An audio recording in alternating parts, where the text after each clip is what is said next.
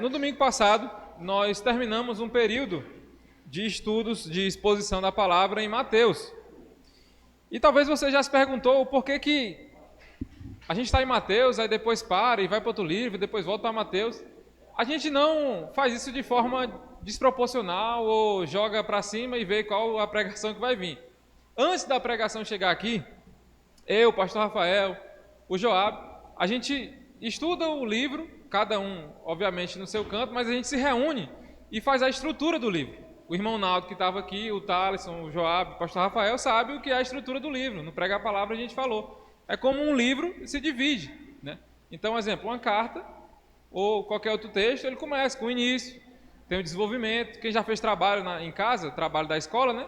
Tinha que ter introdução, desenvolvimento, conclusão, bibliografia. O texto da Bíblia não é diferente. Então, nós estudamos, entendemos que o livro de Mateus, uma parte dele acabava no 19:2, que foi o que o Joab trouxe no último domingo. E aí, no domingo passado, no sábado passado, na verdade, quem estava aqui sabe que nós terminamos mais um módulo do Prega a Palavra. Alguns irmãos estavam estudando aqui, outros irmãos estavam servindo. E qual foi o livro? Efésios. O que é que a gente vai fazer hoje, então? E nos outros dois domingos? A gente vai expor o livro de Efésios. Aproveitar que está quente na mente de quem vai pregar e também até de alguns irmãos que estavam acompanhando ali. Então, nos próximos 3 domingos, esse e os outros 2 domingos, nós vamos estar estudando o livro de Efésios. Não vai dar para estudar o livro todo, mas a gente vai tentar abranger o máximo possível. Então, se você está com sua Bíblia, você pode abrir ela no livro de Efésios, no capítulo 1. O nosso texto hoje vai do 15 até o 23, mas a gente vai começar lendo 1 para entendermos um pouco todo o contexto da carta. Todos abriram? Carta de Paulo aos Efésios, capítulo 1, verso 1. Vamos fazer a leitura da palavra de Deus. Paulo, apóstolo de Cristo Jesus, pela vontade de Deus, aos santos que vivem em Éfeso e são fiéis em Cristo Jesus. Que a graça e a paz de Deus, nosso Pai, e do Senhor Jesus Cristo estejam com vocês. Verso 3. Bendito seja o Deus e Pai de nosso Senhor Jesus Cristo, que nos abençoou com todas as bênçãos espirituais nas regiões celestiais em Cristo. Antes da fundação do mundo, Deus nos escolheu nele para sermos santos e irrepreensíveis diante dele.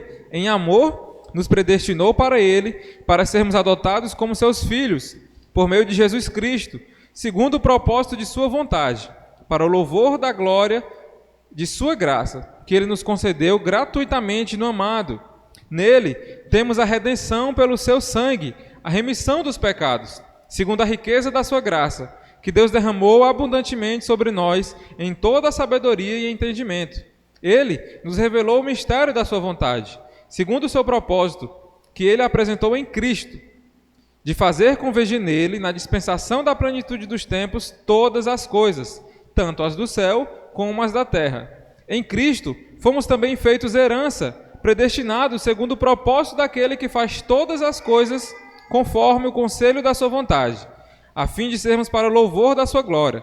Nós, os que de antemão esperamos em Cristo. Nele também vocês, depois que ouviram a palavra da verdade, o evangelho da salvação, tendo nele também crido, receberam o selo do Espírito Santo da promessa. O Espírito é o penhor da nossa herança, até o resgate da sua propriedade, em louvor da sua glória. Verso 15, que é o texto que iremos expor hoje. Por isso, também eu, tendo ouvido a respeito da fé que vocês têm no Senhor Jesus e do amor para com todos os santos, não cesso de dar graças por vocês, mencionando-os nas minhas orações. Peço ao Deus de nosso Senhor Jesus Cristo, o Pai da glória, que conceda a vocês espírito de sabedoria e de revelação no pleno conhecimento dele. Peço que ele ilumine os olhos do coração de vocês, para que saibam qual é a esperança da vocação de vocês, qual é a riqueza da glória da sua herança nos santos, e qual é a suprema grandeza do seu poder sobre nós, os que cremos, segundo a eficácia da força do seu poder. Ele exerceu esse poder em Cristo, ressuscitando dentre os mortos e fazendo-o sentar à sua direita nas regiões celestiais, acima de todo principado, potestade, poder, domínio e de todo nome que se possa mencionar, não só no presente século, mas também no vindouro, e sujeitou todas as coisas debaixo dos pés de Cristo, e para ser o cabeça sobre todas as coisas, o deu à igreja, a qual é o seu corpo, a plenitude daquele que a tudo enche em todas as coisas. Amém. Vamos orar a Deus e pedir que o Senhor possa nos dar o discernimento para entendermos a sua palavra na noite de hoje. Deus, na noite de hoje, nós queremos te orar, primeiramente agradecendo por termos acesso à tua palavra, por sermos cristãos num país onde até o momento podemos abertamente e livremente expressar a nossa fé dentro das normalidades e do contexto em que vivemos. Eu te peço que a gente possa viver, Deus, de acordo com as tuas escrituras, Pai. Que a gente não venha fazer pouco caso, que a gente não venha menosprezar o poder que a tua palavra tem em nossas vidas, Senhor. E que na noite de hoje, Pai, isso possa se repetir, Senhor. Que o nosso coração, a nossa mente venha se renovar, venha ser moldados através das tuas palavras, Pai. Sabemos que ela é poderosa porque um dia ela já nos salvou do pecado, Pai. Então que a tua boa obra venha continuar sendo feita, Senhor, através da tua palavra em nossas vidas, Pai. Eu te peço que a nossa atenção, a nossa mente venha estar 100% aqui neste momento, Senhor, para que a tua igreja possa ser edificada, assim como eu fui edificado na preparação, Senhor, deste sermão, Pai. É isso que eu te oro e te agradeço. Amém. Irmãos, antes de irmos de fato ao texto, eu queria fazer algumas perguntas para você refletir e você guardar as respostas dessas perguntas durante a pregação de hoje. A primeira pergunta, você pode responder no seu íntimo aí, sem precisar levantar a mão ou falar. Você crê que o Deus que fez derramar comida dos céus para o povo no deserto é o mesmo Deus de hoje? Pense nisso. Você crê que o Deus que derramou comida, maná dos céus ao povo no Antigo Testamento é o mesmo Deus de hoje? Outra pergunta. Você crê que o Jesus que morreu e ressuscitou ao terceiro dia é o mesmo de hoje? Você crê que aquele Deus, que aquele Jesus, aquele poder ainda existe hoje? Terceira pergunta. Você crê que o Espírito Santo, que batizou as pessoas no dia de Pentecostes, que as pessoas falavam em línguas de fogo, que as pessoas de outros países entendiam aquelas línguas, que sinais e maravilhas eram feitos, você acredita que aquele Espírito Santo ainda é o mesmo de hoje? Pense nessas três perguntas primeiro. Se o Deus que fez sinais e maravilhas lá no deserto, colocando comida, uma nuvem sobre as pessoas, alargando os chinelos e as roupas para que eles não perdessem o que eles tinham durante a época que eles estavam no deserto, é o mesmo de hoje? O Jesus que morreu e ressuscitou ao terceiro dia, será que ele é o mesmo de hoje? E o Espírito Santo? O Espírito Santo que no dia de Pentecostes desceu como línguas de fogo e depois daquilo sinais e maravilhas foram feitos através dos discípulos. Será que é o mesmo de hoje? Pense nisso. Quarta pergunta. O que isso implica na sua vida? Saber disso muda alguma coisa para você? Saber que há um tempo atrás, na verdade há muito tempo atrás, um profeta, ele foi engolido por um peixe e depois foi vomitado por esse peixe. E ele foi numa cidade que era só de gentios, que era só de pessoas que não criam em Deus. E ele fez uma pregação bem simples. Nínive vai ser destruída. E aquelas pessoas se converteram. Será que saber que Moisés pegou uma cobra na mão e aquela cobra virou um cajado? Será que saber que saiu um fogo de uma sarça ardente? Isso muda alguma coisa na sua vida hoje? Saber que esse Deus fez essas coisas, muda alguma coisa na sua vida hoje? E por último, será que nós vivemos de acordo? Se a sua resposta foi sim, essa é a quinta pergunta. Será que vivemos de acordo com a grandeza do poder de Deus que servimos? Se a sua resposta foi sim, você concorda que Deus é poderoso, que Jesus é poderoso e que o Espírito Santo é poderoso. E você concorda que isso tudo molda como você vive. Será que nós temos vivido de acordo com esse poder? Será que a forma que Moisés via o poder de Deus, a forma que Jonas viu o poder de Deus, a forma que os paralíticos, os cegos, os endemoniados que Jesus curou viram aquele poder, será que é o mesmo poder que a gente hoje vê em Jesus, vê em Deus e vê no Espírito Santo? A gente vai tentar refletir um pouco sobre isso hoje. Pode ser que talvez você tenha perdido um pouco a grandeza do poder de Deus. Pode ser que você tenha perdido durante a vida, a rotina, as dificuldades, as oscilações que você tem na sua fé. Pode ser que você tenha perdido a noção do quão grande Deus é. e o quão grandes são as bênçãos que ele prometeu para os seus filhos. É isso que hoje a gente vai estudar no texto de Efésios. Vamos ler o verso 1 de novo, só para entendermos o que é que aconteceu até então. Paulo, apóstolo de Cristo Jesus, pela vontade de Deus, aos santos que vivem em Éfeso e são fiéis em Cristo Jesus. Que a graça e a paz de Deus, nosso Pai, e do Senhor Jesus Cristo estejam com vocês. Então aqui nós conseguimos entender, primeiramente, que esse texto é uma carta de Paulo aos irmãos em Efésios. Só que a história dos Efésios, na cidade de Éfeso, não começa na carta de Paulo aos Efésios, ela começa um pouco antes. Então, se você quiser, você pode ir para Atos, e lá em Atos vai ter um pouco de como que começou toda essa igreja, como que começou esse movimento, quem que estava lá, será que foi Paulo, será que foi outra pessoa? Eu não vou ler todo o texto, mas eu vou dar algumas informações e eu vou dar os versículos para depois você ler o texto em casa. Primeiro, irmãos, capítulo 18, verso 18 e 19, eu queria ler somente esse, para a gente começar a falar um pouco sobre como iniciou a igreja na cidade de Éfeso.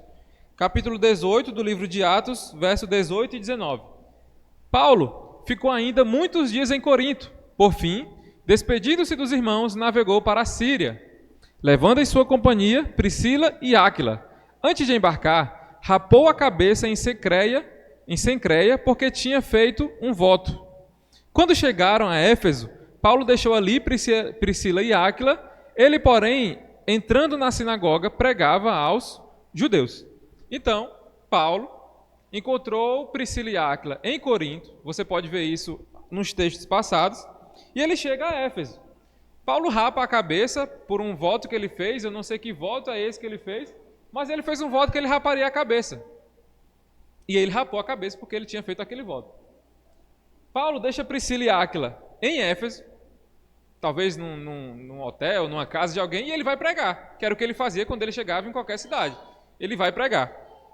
Então, a igreja de Éfeso começa com 3 pessoas: Paulo, Priscila e Áquila.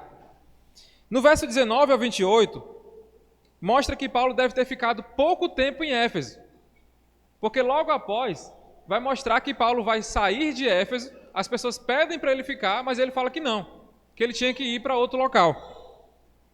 Mas lá ele deixou, porém, Priscila e Áquila, né? Áquila, o homem, Priscila, a mulher, Priscila e Áquila é um casal. E logo após apareceu Apolo. Apolo é uma figura interessante. Isso você vai encontrar do verso 19 até o verso 28. Tudo isso no livro de Atos. Então, quando você estiver em casa, se tiver tempo, Atos 18. Você vai poder ler tudo isso. Apolo era um personagem que ele só sabia do batismo de João Batista. Ele era um crente fiel, um cristão fiel. Esse termo cristão possivelmente ainda não usado, mas ele era um filho de Deus. Mas ele não sabia que Jesus tinha prometido um batismo no Espírito Santo. Então ele chegava para as pessoas e falava: olha, eu ouvi que João Batista batiza em nome de Jesus para a remissão dos pecados. E era isso que ele pregava. Ele pregava o que ele sabia. É interessante pensar nisso, porque pode ser que talvez você pense assim: eu não saio para evangelizar, eu não saio para pregar, eu não falo para o meu amigo porque eu sei pouco. Apolo sabia pouco. Apolo não sabia que o Espírito Santo tinha descido. Todo mundo sabia naquela época, e Apolo não sabia ainda. Talvez ele morava em uma região que não chegou até ele esse boato. Lembrando que o batismo no Espírito Santo aconteceu em Atos 2. Aqui já é o 18. Já tinha um tempo que o Espírito Santo tinha descido e as pessoas tinham sido batizadas. Mas Apolo não sabia. Mas mesmo ele não sabendo, ele confiava que Jesus era o Senhor e o Salvador. E era o que ele fazia? Ele pregava. Como? O que ele sabia. Então agora aparece um quarto personagem, Apolo. Quem que está agora na igreja de Éfeso? Priscila, Áquila e Apolo. Paulo, depois de um tempo, ele volta a Éfeso.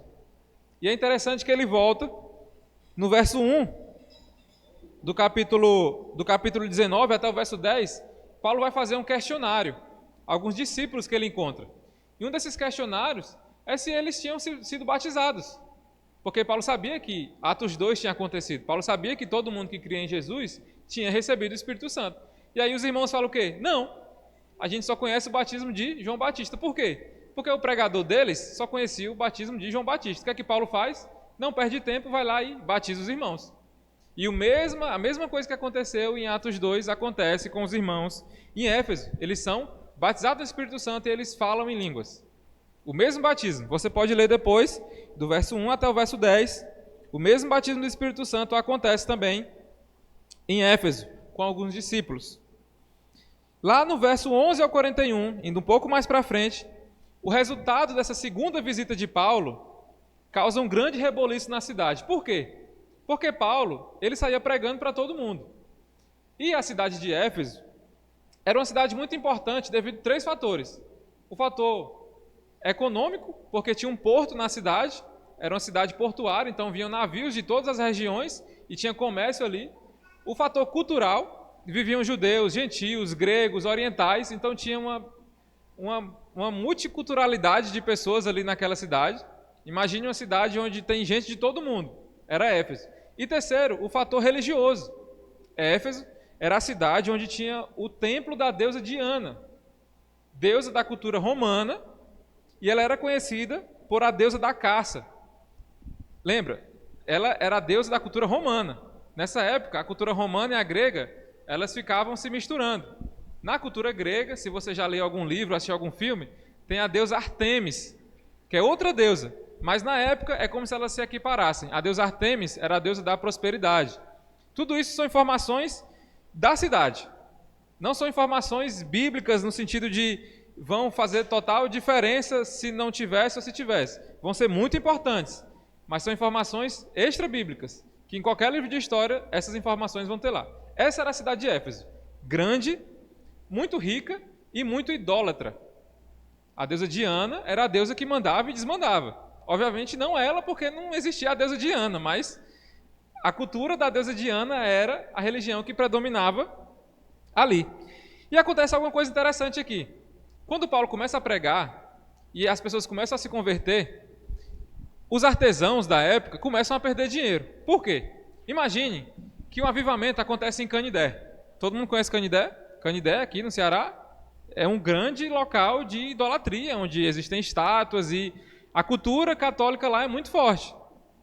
Imagina que pessoas começam a se converter em Canidé e ninguém mais quer comprar o santo. Ninguém mais quer comprar a pulseira. Quem que vai perder dinheiro? Os artesãos. O que é que eles vão ficar? Com raiva. Por quê? Porque eles estão perdendo dinheiro. Foi exatamente o que aconteceu em Éfeso. Os artesãos começaram a ficar com raiva, porque ninguém mais queria comprar a estátua da deusa Artemis. Porque eles tinham entendido que Deus, Jesus, não estava em estátuas. Ele estava no céu, assentado à direita e presente naqueles que acreditavam nele.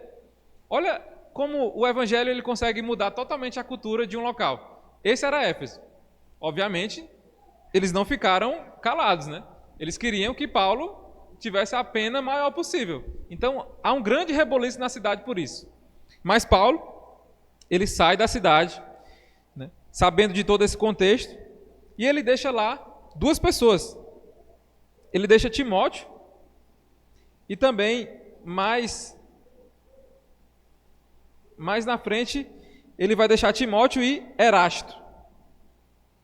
Essa é a segunda viagem de Paulo. Mas não acaba por aí. Os irmãos de Éfeso, os efésios, eles têm muita coisa na Bíblia sobre eles. Talvez, tirando o povo de Deus, o povo judeu, o povo de Israel, eu poderia dizer que os irmãos de Éfeso são os irmãos que mais têm carta, que mais têm escritos, pensando neles. Tem Atos, tem um livro para eles, 1 Timóteo, 2 Timóteo é para eles, lá em Apocalipse vai ter uma carta que é para eles. Ou eles eram muito exemplares, ou eles deram muito trabalho. Se você ler as cartas, você vai ver que eles deram muito trabalho. Quando Paulo sai da cidade, ele deixa Timóteo, ele deixa Erasto, ele faz uma reunião. E nessa reunião, ele está em Mileto. Nessa reunião, ele chama os presbíteros. Alguma coisa agora mudou. A igreja começou com Priscila, Áquila, Paulo e quem mais? Alguém prestou atenção? Apolo. Essas 4 pessoas. Agora já tem presbíteros. Olha que coisa boa. A igreja já estava crescendo. Presbíteros já foram formados. Quem lembra dos presbíteros, diáconos, quem estava escutando o pastor José? a igreja já estava crescendo a ponto de ter presbíteros. Liderança foi formada naquela igreja. Isso é muito bom. E Paulo chama os irmãos para uma conversa. Não em Éfeso. Éfeso estava pegando fogo lá. Se Paulo fosse para lá, o pessoal ia matar ele. Ele chama para uma outra cidade. E resumindo, já no capítulo 20, ele fala duas coisas. Primeiro, no verso 28. Cuidem de si mesmos e do rebanho. Paulo fala para os presbíteros. Cuidem de vocês e cuidem do rebanho. O rebanho quem? A igreja. E segundo, do verso 29 ao verso 30, aparecerão lobos, inclusive entre os presbíteros. A conversa que Paulo tem, ela tem um tom de despedida. No final eles vão chorar, porque Paulo vai falar que eles nunca mais vão ver o rosto de Paulo, e de fato ele não vão ver mais. Mas Paulo queria deixar essas duas mensagens. Igreja de Éfeso, vocês estão crescendo. Pensem nessas duas coisas. A primeira, cuidem de vocês, os presbíteros, e do rebanho. E a segunda, lobos vão aparecer. Quem eram esses lobos? Os falsos mestres. Paulo disse nessa reunião que ia aparecer lobos de fora e lobos de dentro. Então, possivelmente, é como se eu, o pastor Rafa e o Joabe, o irmão Kelso, o irmão Naldo, o irmão Thales, os homens da igreja se reunissem e o pastor Rafa falasse assim: olha, cuidem da igreja, porque daqui a um tempo, entre vocês, olhando na nossa cara, vai aparecer lobos. Foi isso que Paulo fez. Ele sabia que depois que ele saísse, pessoas dentro da igreja iam começar a pregar um falso evangelho. Então o que é que ele fala? Cuidem-se de vocês e cuidem da igreja. Tudo isso foi o que aconteceu até o momento de Paulo chegar nesta carta e falar com os irmãos de Éfeso. Uma cidade totalmente idólatra. Uma cidade que não queria saber de Deus. Uma cidade que cada pessoa tinha o seu Deus, porque tinha os gregos, tinha os romanos, tinha os judeus. Então cada um tinha a sua cultura. Uma cidade onde gente do mundo todo ia para lá. Para quê? Para Deus? Não. Para ouvir Paulo? Não. Para a grande deusa Diana. É assim que eles chamavam ela. A grande deusa Diana. Esse é o contexto que uma igreja cresce. Esse é o contexto que a igreja de Éfeso cresce. E aí Paulo escreve a carta. Possivelmente depois de alguns anos, já não mais perto deles, ele escreve essa carta. E ele começa com as bênçãos espirituais em Cristo. A igreja de Éfeso, ela era composta por dois grupos de pessoas, os judeus e os não-judeus. Se você já leu sua Bíblia, pelo menos uma vez na vida, ela toda, ou se você já leu as cartas de Paulo às igrejas, você vai ver que um grande problema era a desunião das igrejas. Porque os judeus queriam estar aqui e os gentios queriam estar aqui. Um exemplo disso é em Atos 6, quando as pessoas vão lá reclamar porque as mulheres deles, as viúvas, não estavam recebendo a comida. O que era aquilo? Desunião. Esse era o grande problema, possivelmente, também da igreja de Éfeso. Então Paulo começa a carta e depois da saudação ele fala: bendito seja o Deus e Pai de nosso Senhor Jesus Cristo, que nos abençoou com todas as bênçãos espirituais nas regiões celestiais em Cristo. E aí, irmãos, é como se Paulo começasse a falar e ele não respirasse. Ele vai falar várias bênçãos. Ele começa: antes da fundação do mundo, Deus nos escolheu nele para sermos santos e irrepreensíveis diante dele. Em amor nos predestinou para ele, para sermos adotados como seus filhos, por meio de Jesus Cristo, segundo o propósito da sua vontade, para o louvor da glória de sua graça, que ele nos concedeu gratuitamente no amado. Nele temos a redenção pelo seu sangue, a remissão dos pecados segundo a riqueza da sua graça, que Deus derramou abundantemente sobre nós em toda a sabedoria e entendimento.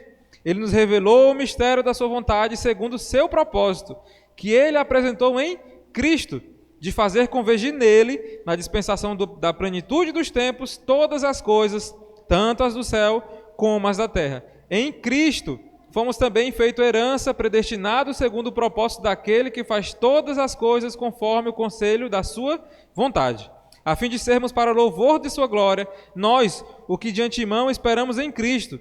Nele também, vocês, depois que ouviram a palavra da verdade, o evangelho da salvação, tendo nele também crido, receberam o selo do Espírito Santo da promessa.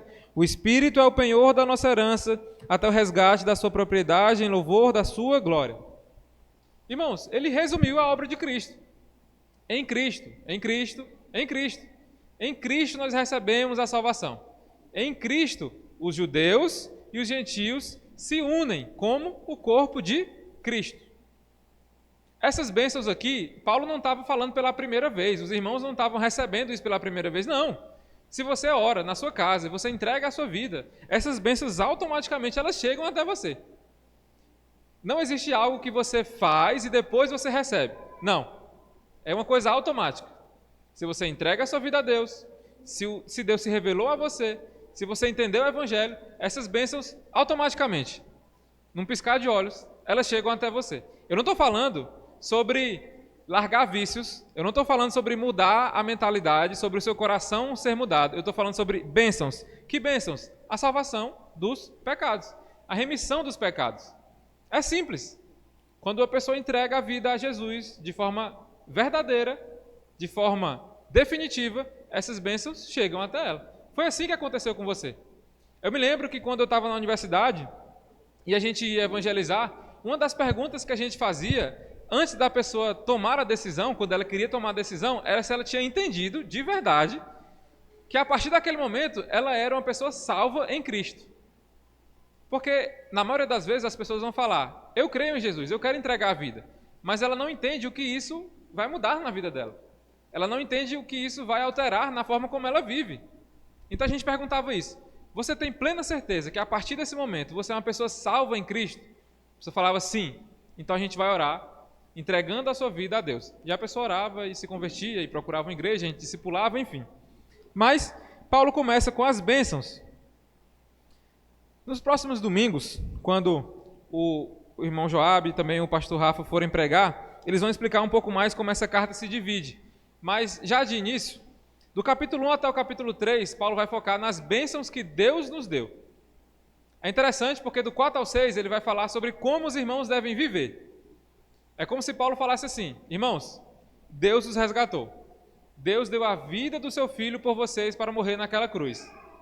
Vocês sabem disso? Ok. Então agora, sabendo disso, sabendo que vocês não estão mais mortos no pecado, sabendo que vocês não são mais filhos do inimigo, sabendo que vocês agora são filhos, co-herdeiros de Deus, vivam desta forma. Eu não sei se você que tem filho ou filha, você já falou assim, menino, faz isso. E aí ele perguntou, por quê? Aí você falou, porque eu quero. Dificilmente isso vai colar, a não ser que ele tenha medo de apanhar. Aí ele vai.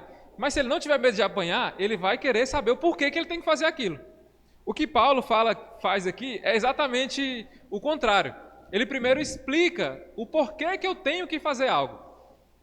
Irmãos, vocês têm que viver como cristãos, por quê? Porque Jesus morreu por vocês.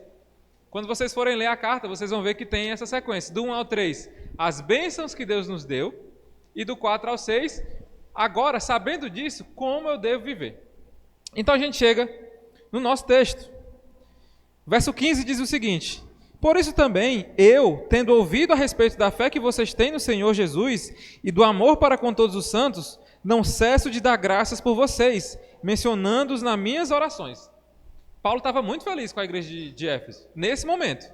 Paulo estava muito feliz, a ponto de ele não se esquecer, toda vez que ele orar, ele se lembrava daqueles irmãos. Por quê? Porque aqui fala que os irmãos de Éfeso tinham amor por Jesus e para com todos os santos. Isso fazia o coração de Paulo saltitar de alegria. Alguns irmãos que estavam mais presentes aqui nas últimas semanas viram o pastor José Hilário e o irmão Cláudio, principalmente nos últimos dias, falando o que eles tinham visto aqui, o que eles tinham sentido aqui. Tente comparar um pouco a alegria que eles vão voltar, que eles já voltaram, no caso, para Atibaia, para São Paulo, de ter visto o que Deus tem feito aqui. Eles não vão vir daqui a uma semana, eles não vão vir daqui a 6 semanas, eles vão vir daqui talvez um ano. O irmão Cláudio talvez nunca mais venha aqui, já é idoso. Ele não fica andando de avião. Na verdade, foi a primeira vez que ele andou de avião. Então, se sintam privilegiados, porque ele escolheu o Piauí para vir. Então, quando eles voltarem para lá, eles vão falar com o coração cheio de alegria o que eles viram aqui. O que Paulo estava falando é, faz tempo que eu não vejo vocês, mas eu estou muito feliz porque o que eu ouço de vocês são coisas boas. Eu ouço de vocês que vocês estão amando a Jesus e que vocês estão amando todos os santos. Imagina a nossa igreja, quando alguém pensar, imagina alguém que passou aqui há 10 anos atrás, alguém que passou aqui há 5 anos atrás, quando ela ouvir falar da Igreja Batista Passo Vida, ela falar, eu estou muito feliz porque eu ouvi falar que pessoas estão sendo salvas naquela igreja. Era esse sentimento que Paulo estava sentindo aqui. Fazia tempo que ele não via os irmãos, mas o que ele ouvia era coisa boa. Só coisa boa? Não, nenhuma igreja é perfeita. Mas Paulo sempre dava graça àqueles irmãos. O início da igreja de Éfeso é um início difícil, mas o início que dá alegria ao coração de Paulo, mesmo de longe. E aí ele continua, no verso 17. Peço ao Deus do nosso Senhor Jesus Cristo, o Pai da glória, que conceda a vocês espírito de sabedoria e de revelação no pleno conhecimento dele. Peço que ele ilumine os olhos do coração de vocês, para que saibam qual é a esperança da vocação de vocês, qual é a riqueza da glória da sua herança nos santos, e qual é a suprema grandeza do seu poder sobre nós. Irmãos, Paulo, ele começa uma oração e ele pede. Dificilmente, talvez, você vai fazer uma oração que você não vai pedir algo, porque a gente é muito pidão com Deus. Sabendo que Ele é Deus, toda oração que a gente faz começa com: Senhor, eu te peço isso, isso, isso. Dificilmente a oração começa: Senhor, eu te agradeço por isso, isso, isso. Paulo também começa assim: Senhor, eu te peço. Deus, eu te peço. Porém, é interessante, Paulo não pede nada que os irmãos já não tenham. Você acha que quando você entregou a vida a Deus, você entregou a vida a Jesus Cristo, você acha que teve alguma coisa muito importante que Jesus falou assim: não, isso aqui eu não vou revelar a ele agora? Não. As coisas essenciais para a vida cristã, as verdades básicas do Evangelho, elas são reveladas àqueles que creem em Jesus. Então, quando você entrega a vida a Jesus, você tem plena certeza que você agora é um salvo. Quando você entrega a vida a Jesus, você tem plena certeza que Satanás não toma mais conta da sua vida. Isso é uma certeza absoluta, não precisa bombear. Mesmo que a gente às vezes ache que a gente cometeu algo que não é imperdoável. Mesmo que a gente às vezes ache que Jesus esqueceu da gente, que Deus esqueceu da gente. O que Paulo pede para os irmãos, repetindo, ele pede 3 coisas. A primeira, que conceda a vocês espírito de sabedoria. Irmãos, o contexto de Éfeso era um contexto complicado. Paulo passou no máximo 3 anos em Éfeso, e nesses 3 anos o pessoal já queria detonar ele. O reboliço que o evangelho fez através da vida de Paulo em Éfeso foi o suficiente para o pessoal quase que pedir a cabeça dele, porque já estava num ponto em que a deusa Diana já tinha perdido seu total crédito. Imagine, eu não sei o seu contexto, eu não sei como que é no seu trabalho, eu não sei o que é que você ouve dos seus familiares, mas sabedoria para uma vida cristã é algo essencial. Às vezes, por falta de sabedoria, nós esquecemos quem Deus é. Às vezes, por falta de sabedoria, nós perdemos aquele irmão, aquela irmã, aquele pai, aquela mãe que poderia ouvir o evangelho através da nossa vida. Às vezes, por falta de sabedoria, a gente acha que é com a nossa força que a gente vai se achegar até Deus. Sabedoria deve ser uma das primeiras coisas que nós devemos pedir a Deus quando nós entendemos quem Ele é. Quem é o detentor de toda a sabedoria? Deus. Aonde eu devo buscar? Em Deus. Quem eu devo pedir? Deus. Então é isso que Paulo fala. Irmãos, a vida de vocês não vai ser fácil. Não vai ser fácil. Peçam sabedoria. Depois, Paulo fala: e de revelação no pleno conhecimento dele. Ele pede outra coisa. E por último ele pede: peço que ele ilumine os olhos do coração de vocês. Pleno conhecimento e que Deus ilumine os olhos do coração deles. Como eu falei, quando você entrega a sua vida a Deus, Deus não fica escondendo coisas de você. Não. Ele é um Deus que quer que você entenda quem Ele é. Mas às vezes a gente se acomoda. Às vezes a gente pensa assim: eu era pecador, eu estava condenado ao inferno. Eu entrego minha vida a Deus, agora eu sou salvo. O que é que eu preciso fazer? Nada. Vou no domingo, compro um lanche na cantina, dou meu dízimo. Quando tiver algum passeio, alguma coisa, eu vou. Se tiver para servir algum dia, eu boto lá o meu nome. E aí você acha que a vida cristã é isso. Você entregou a vida a Deus e agora é só esperar o céu chegar. É isso? Não. Ter o pleno conhecimento de Deus é viver todos os dias entendendo quem Deus é. O que é que eu perguntei? Você acredita que o Deus do Antigo Testamento, que o Espírito Santo e que Jesus têm o mesmo poder hoje? Se você falou sim, isso tem que fazer alguma diferença na sua vida. Talvez você pense assim: Anderson, mas eu não vejo um fogo saindo de uma sarça. Eu não vejo uma cobra virando um cajado. Eu não vejo um mar se abrindo. Mas será que Deus se restringe apenas a esses milagres? Será que o fato de você um dia ter sido alcançado não é um grande milagre na sua vida? Será que na verdade esse não é o milagre da sua vida? É um dia você estava morto e agora você está vivo em Cristo Jesus? Ter o pleno conhecimento de Deus vai muito além de vir ao domingo, de vir na EBD, de vir no culto de oração. Ter o pleno conhecimento de Deus, primeiro, nós sabemos que tem coisas que a gente não vai conseguir entender agora. Mas ter o pleno conhecimento de Deus é buscar esse conhecimento e viver de acordo com o poder de Deus. Olha o que é que ele vai falar. Tudo isso ele pede para uma coisa, para que saibam qual é a esperança da vocação de vocês, qual é a riqueza da glória da sua herança nos santos, e qual é a suprema grandeza do seu poder sobre nós, os que cremos, segundo a eficácia da força do seu poder.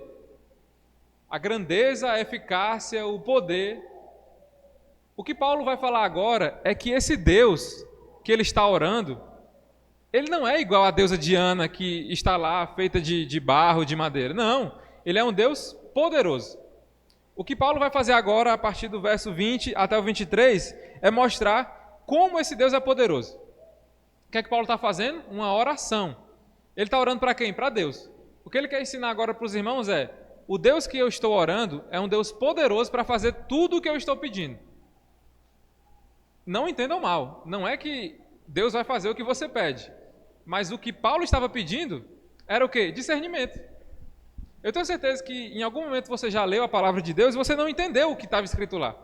Principalmente se você vai para o Antigo Testamento, que são textos mais difíceis, você vai ler e não vai entender. O que é que você pede? Discernimento. Senhor, abra minha mente. Senhor, me ajuda aqui a entender o que está escrito nesse texto que eu não estou conseguindo. Era isso que Paulo estava falando. Deus, abre a mente desse povo. A vida cristã deles não vai ser fácil. Eles vão precisar entender o grande Deus que eles servem, para eles conseguirem passar por tudo que eles precisam passar. E aí agora, Paulo ele vai destrinchar, ele vai falar de forma detalhada como esse poder de Deus é revelado na terra, como esse poder de Deus é revelado em Jesus e como esse poder de Deus é revelado em nós, a igreja. Olha o que é que o verso 20 fala. O verso 20 diz assim: ele exerceu esse poder em Cristo, ressuscitando dentre os mortos. Mais uma vez, hoje, internacionalmente, talvez, na maioria, 99% dos países, hoje é o dia comemorado, o dia em que Jesus foi procurado e não estava mais lá. Nós lemos um texto em Emaús, e o texto que antecede isso é o texto que as mulheres vão lá, elas procuram Jesus, e Jesus também não está lá. Irmãos, o que Paulo começa falando é que Deus ele é tão poderoso que ele conseguiu fazer com que seu filho vencesse a morte. Possivelmente você já ouviu alguém falando que foi ao inferno 27 vezes e voltou, e ele fala abertamente: ó, eu fui no inferno, voltei e era assim, assim, assado. Eu creio que Jesus morreu e ressuscitou, mas eu não creio que as pessoas que falam que foi no inferno, que foi no céu, que viu revelação, eu não quero acreditar nisso. Porque se eu falar que essas pessoas foram no inferno, foram no céu, eu estou dizendo que tem gente que tem o mesmo poder que Jesus, de vencer a morte. Jesus venceu a morte. Outras pessoas reviveram durante a história da Bíblia. Lázaro é um exemplo. Mas quem que chamou Lázaro para fora? Jesus. Então, se você for ver, nenhuma das pessoas que estavam mortas e reviveram foi pelo poder delas. Jesus fez isso. Quando Paulo está pregando e o rapaz dorme e cai da janela, o que é que Paulo fala? Ele só está dormindo. Ele vai se levantar já já. E aí o cara se levanta. Então pense nisso. Acreditar em alguém que fala assim: eu vi Jesus, eu fui no inferno, eu fui no céu, eu fui não sei aonde. Se você acredita nisso, você está dizendo que existem pessoas pecadoras como nós que têm o mesmo poder que Jesus, de vencer a morte. Esse poder, irmãos, só Jesus tem. Esse poder só Deus conseguiu colocar em Jesus. Mas ele continua, o poder de Deus não acaba aí. Aqui fala que após isso, ele fez o sentar à sua direita nas regiões celestiais, acima de todo principado, potestade, poder, domínio e de todo nome que se possa mencionar. Irmãos, a grande deusa Diana de Éfeso, dos Efésios, não era capaz de fazer o que Jesus fez, se sentar à direita do Deus Pai. Aqui fala, e de forma bem explícita, para os irmãos de Éfeso naquela época entenderem. Há uns tempos atrás vocês acreditavam numa deusa, na deusa Diana. Olhem o que é que eu estou falando agora. Jesus, o Jesus que há alguns anos estava aqui conosco, morreu. E ele é muito maior do que a deusa Diana. Quando Paulo escreve isso, o que ele está querendo mostrar é que todos os deuses romanos, os deuses gregos, todas as divindades que existiam naquela época, não chegavam aos pés de Jesus. Por quê? Porque o poder de Jesus era o poder de Deus. E ninguém se iguala ao poder de Deus. Então Jesus morreu, ressuscitou, está sentado à direita de Deus Pai, acima de todos, até do nome que se possa mencionar. Não só no presente século, mas também no vindouro. Por que no vindouro? Porque a história da Bíblia não acaba quando Jesus revive e vai para o céu glorificado. Não, um dia ele vai voltar. Então o que Paulo está querendo falar é, Deus ele foi poderoso para mandar o seu Filho, ele morreu, ele ressuscitou, mas também, nos tempos vindouros, ele vai ser poderoso para voltar. Não mais como um cordeiro, mas como um leão, um ungido de Deus. E Paulo continua falando sobre a grandeza e o poder de Deus. E sujeitou todas as coisas debaixo dos pés de Cristo, e para ser o cabeça sobre todas as coisas o deu à igreja. Falando especificamente sobre essa parte, e sujeitou todas as coisas debaixo dos pés de Cristo. Alguém lembra o que está escrito em Gênesis 3,15? Tem um pouco a ver com isso. Gênesis 3,15, Joab. Vai falar um pouco sobre o que Paulo está falando aqui de Jesus. Porém, inimizade entre você e a mulher, entre a sua descendência e o descendente dela. Esta lhe ferirá a cabeça e você lhe ferirá o calcanhar. Este lhe ferirá a cabeça.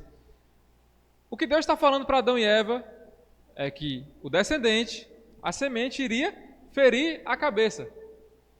E a cobra, a serpente, iria ferir o calcanhar. O que é que Paulo está falando? E sujeitou todas as coisas debaixo dos pés de Cristo. Um dia, lá no Antigo Testamento, lá em Gênesis, nos primeiros anos da vida de Adão e Eva, Deus falou que ia enviar alguém para consertar o erro que eles tinham feito. Paulo aqui não está falando, Paulo aqui não está falando que Jesus ainda iria vir. Paulo está confirmando, Deus pôs tudo debaixo dos pés de Cristo. Jesus já tinha vindo. Adão e Eva achavam que Jesus ia vir, estavam esperando que Jesus ia vir.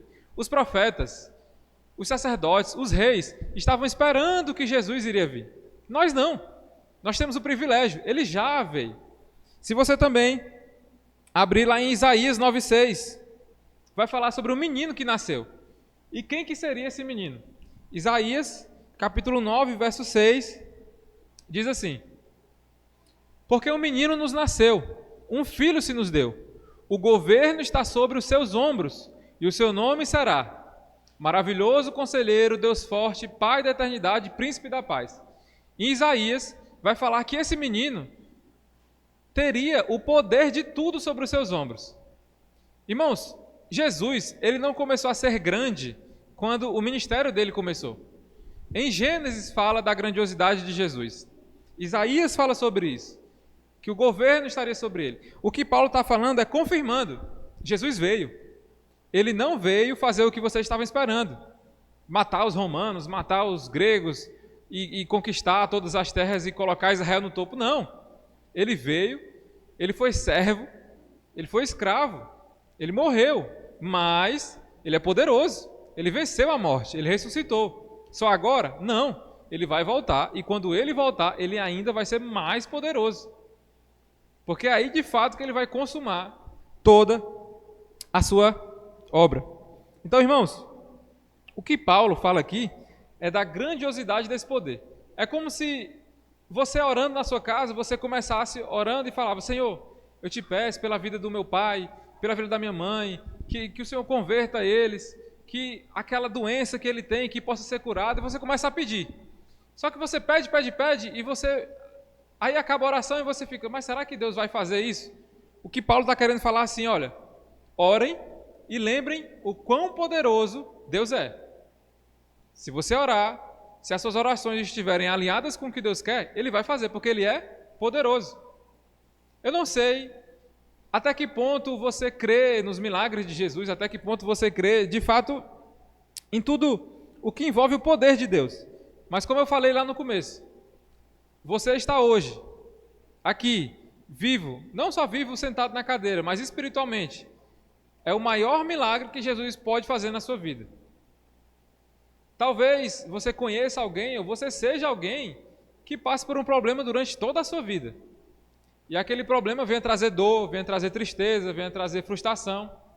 Mas se você entender a grandiosidade de Deus, você vai saber que o fato de você ser perdoado pelos seus pecados é muito maior do que qualquer outro tipo de cura física ou qualquer outra bênção material. Irmãos, eu não sei se vocês já conheceram, mas eu já conheci pessoas que entregaram a vida a Deus, entregaram a vida a Jesus, começaram a ter uma vida cristã, indo à igreja, orando, entregando tudo a Deus, e logo após vem uma doença. E aí a pessoa se pergunta, tá, mas a minha vida parece que estava boa, eu estava saudável. Eu entrego a vida a Deus, aí vem uma doença. E a pessoa morre com aquela doença. Mas ela morre com uma certeza: eu fui salvo. Paulo é um exemplo disso. A gente não sabe qual é o espinho na carne de Paulo, mas ele fala, eu tenho um espinho na carne. Ele pediu 3 vezes para Deus e Deus falou, não, a minha graça te basta. Não ache que Deus desistiu de você ou que Deus esqueceu de você porque uma bênção física não chegou. O fato de você ter sido perdoado pelos seus pecados já é o maior milagre que Deus poderia ter feito na sua vida. E se você acha que esse milagre ainda não chegou na sua vida, ore a Deus. Ore a Deus e fala, Senhor, eu tenho ido à igreja, eu tenho visitado, eu tenho feito isso. Aí você vai entender. Não é sobre você fazer algo, é sobre o que Cristo fez por você.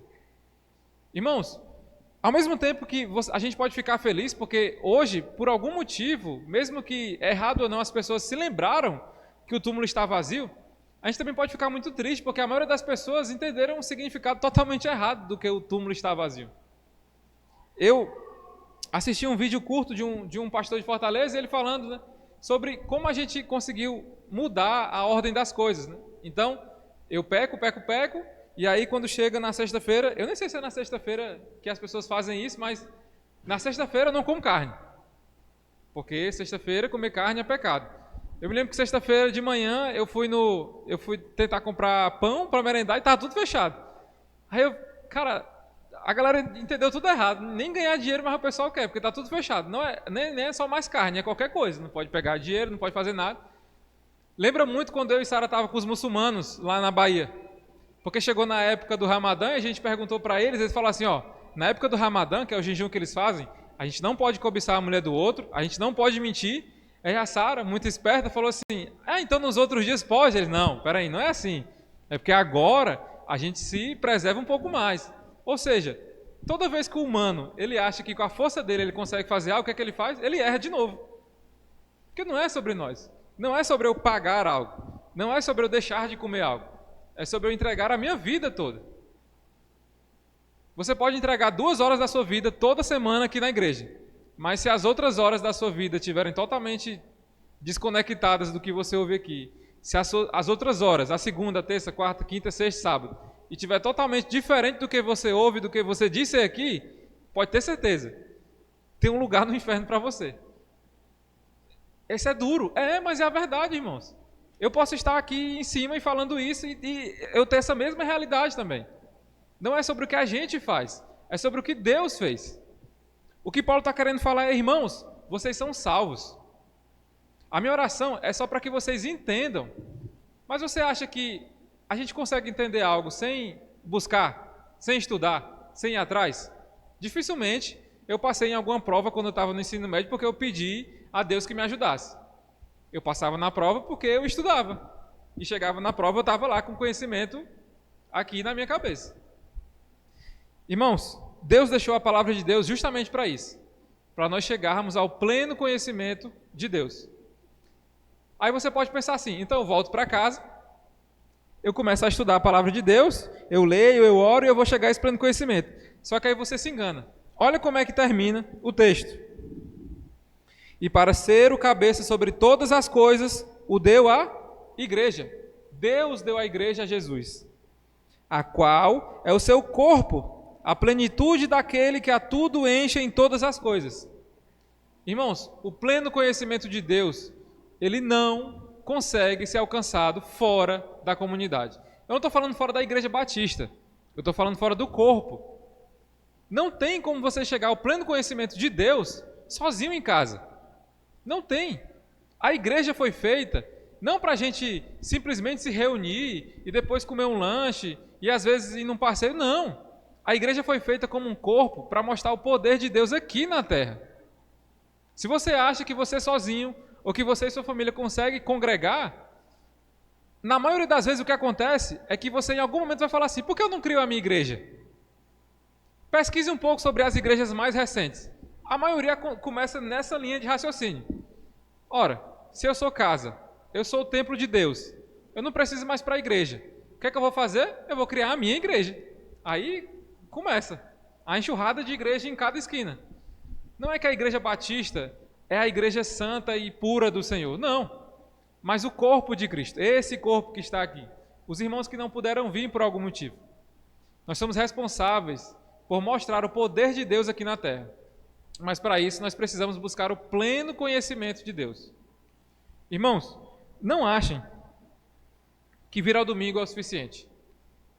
Não achem que abrir a sua casa uma vez na semana para ter um pequeno grupo é o suficiente. O corpo de Cristo vai muito além disso. Isso são coisas que nós criamos. Isso são coisas que nós, no decorrer do tempo, falamos. Domingo, a gente faz o culto. Domingo tem que ter EBD. Aí a gente já erra, porque a nossa EBD é no sábado. Quinta é o dia do pequeno grupo. Na quarta não tem nada? Então hoje eu não vou ser igreja. Não, não é assim. Você é igreja todos os dias. O corpo de Cristo tem que ser vivo todos os dias. Paulo, ele termina o texto falando sobre a igreja. Eu queria, antes da gente terminar, que a gente refletisse um pouco sobre isso. Sobre como a igreja demonstra o poder de Deus. Eu não sei qual foi a última vez que você teve algum momento fora daqui com algum irmão da igreja. Eu não digo momento de, oi, viu na rua e deu um tchau. Não. Eu estou falando um momento de você chorar com o irmão, de você se alegrar com o irmão, de você perguntar como é que aquele irmão está, de você olhar ao seu redor e falar assim: acho que fulano faltou hoje, vou ligar para ele. De você ligar para o pastor, de você ligar para o presbítero, de você ligar para o missionário que está lá em Lagoa de São Francisco. Isso é essa igreja. Irmãos, a igreja que ora e busca o pleno conhecimento de Deus, ela vive a grandeza do poder de Deus. Deus é poderoso, você sabe disso. O macumbeiro, o muçulmano, o espírita, ele sabe que Deus é poderoso. Satanás sabe que Deus é poderoso. Mas só tem um grupo de pessoas que consegue viver esse poder na prática. Os cristãos, os filhos de Deus. Saber que Deus é poderoso, todo mundo sabe. O maior exemplo é Satanás. Satanás sabe que Deus é poderoso e ele treme ao saber disso. Mas só nós, o corpo de Cristo, conseguimos viver esse poder no dia a dia. E viver o poder de Deus no dia a dia não significa que fogo vai descer, que fogo vai subir, ou que as cadeiras vão se mexer. Não.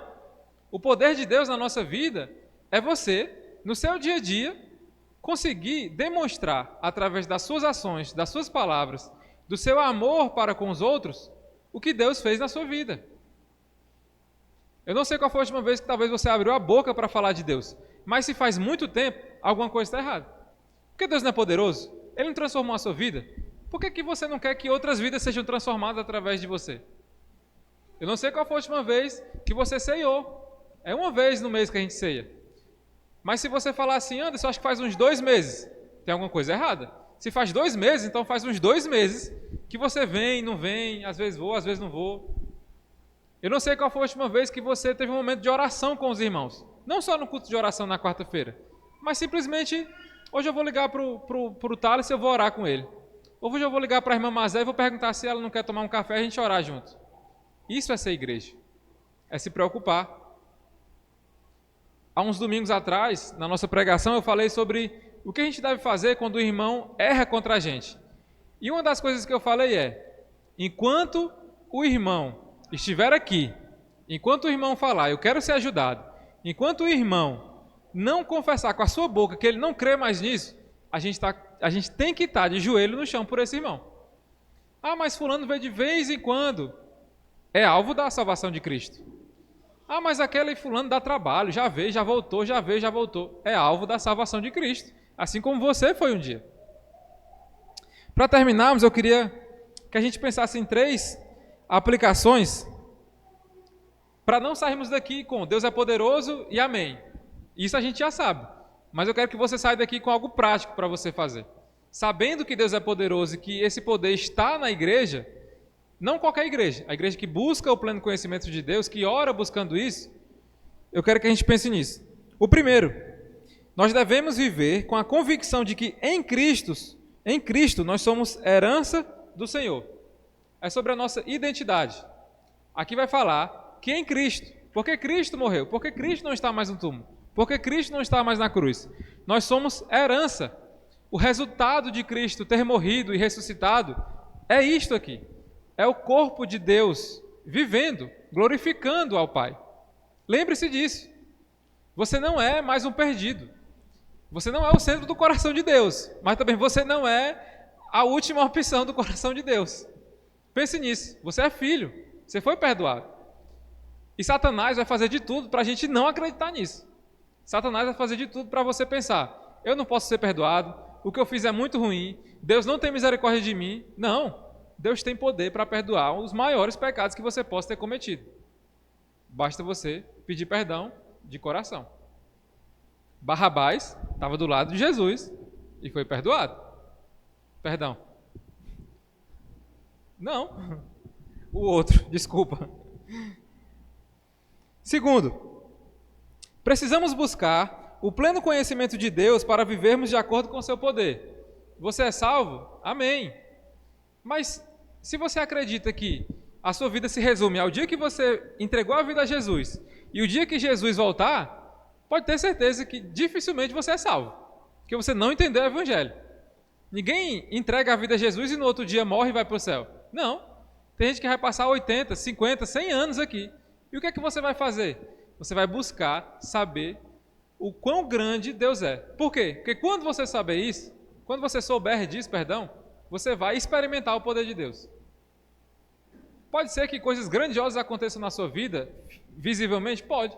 Mas pode ser que a sua vida seja uma vida simples, de problemas, de lutas, de felicidades, mas que você tem plena certeza que você não está mais condenado ao inferno, porque Jesus o salvou. Isso é viver o Evangelho. Isso é ter o pleno conhecimento de Deus. E por último, nós precisamos viver em unidade com o corpo para o poder de Deus ser mostrado em nós. Se você acha que se você se isolar na sua casa, que você vir no domingo, faltar 3, que você não prestar conta com ninguém, se você não perguntar por ninguém, você vai conseguir viver o que Deus tem para você, esteja enganado. Todas as promessas que Deus nos dá, Ele pensa na igreja. Por que o fulano é bom nisso? Por que o ciclano é bom nisso? Porque aquela habilidade dele vai ajudar os irmãos. Por que alguns sabem cantar, outros sabem pregar, e outros sabem orar, e outros sabem louvar? Porque tudo isso junto vai acontecer o culto de Deus. Por que tem alguns irmãos que têm dinheiro, mas não sabem fazer, tem outros que não têm dinheiro, mas sabem fazer? Porque se juntar os dois, eles vão fazer alguma coisa. Nós precisamos estar em união para vivermos o poder de Deus. Se você se isola, você não consegue viver isso. E não tente. Não fale assim, eu vou tentar. Pode ter certeza que se acontecer alguma coisa ruim com você, se acontecer alguma coisa triste com você, para onde você vai correr? Infelizmente, às vezes, a gente ouve assim, o irmão está doente. Ninguém sabe. Ninguém sabia. O irmão está no hospital. Ninguém sabia. Por que ninguém se preocupa? Não, porque o irmão se isola. Uma das maiores provas que eu vi da comunhão com os irmãos, e talvez isso soe muito materialista, mas foi o meu casamento com a Sara, lá em São Paulo. A gente viu materialmente e espiritualmente também pessoas que eu não fazia a mínima ideia quem era, ficava até envergonhado de falar com a pessoa agradecendo, não sabia nem o nome da pessoa. Gente de outras igrejas foram lá para o nosso casamento para fazer doce, para fazer bolo. Anderson, isso é essa igreja? Também. Porque ao mesmo tempo que eu via pessoas fazendo coisas, eu recebia ligações e, cara, eu não vou conseguir para o teu casamento, mas eu estou orando. Esses dias eu estava conversando comigo meu no seminário, a gente trocou 3 mensagens talvez na vida toda, mas eu considero ele um grande amigo, porque as 3 conversas foram muito boas. Ele falou, eu estava orando com a minha família por ti e pela tua esposa. Às vezes eu até esqueço o nome dele, porque a gente conversa pouco, mas eu soube que ele estava orando pela minha família, pelo ministério, por Piripiri, pelos irmãos. Isso é ser igreja. A gente só consegue ver o poder de Deus na igreja, não igreja batista. Lembrem disso. A igreja de Cristo, os fiéis. Paulo vai discorrer um pouco mais sobre isso. Irmãos, eu vou repetir a frase que eu falei no meio da pregação, que resume um pouco de tudo que a gente falou aqui. A igreja que ora e busca o pleno conhecimento de Deus vive as bênçãos de seu poder. As bênçãos já foram entregues. Se você é filho de Deus, elas estão à sua disposição. Você precisa buscar o pleno conhecimento de Deus. E se você não sabe fazer isso, peça ajuda. Ah, mas eu tenho vergonha. Então perca a sua vergonha. Mande uma mensagem, mande uma carta. Dê um sinal de vida. A igreja está aqui para isso, para vivermos em comunhão. Mas se eu não sei o que passa pela sua vida, se toda vez quando eu perguntar como é que você está, você falar, estou bem, eu vou entender que você está bem. Mas no dia que você falar, eu não estou, eu tenho certeza que vão ter vários irmãos que vão estar ali para ajudar você. Pense nisso. O poder de Deus é vivido na igreja. Vamos orar? Senhor, eu quero te agradecer porque a tua misericórdia fez com que pessoas de cidades diferentes, de estados diferentes, estivessem hoje aqui reunidos, pensando em uma coisa, em como em Jesus o teu poder fez com que pecadores de pecados diferentes, de níveis diferentes, de problemas diferentes estivessem hoje perdoados e reunidos aqui. Senhor, e se há neste culto aqui, Pai, alguém que ainda não vive isso, que o Senhor possa se revelar a essa pessoa, Pai.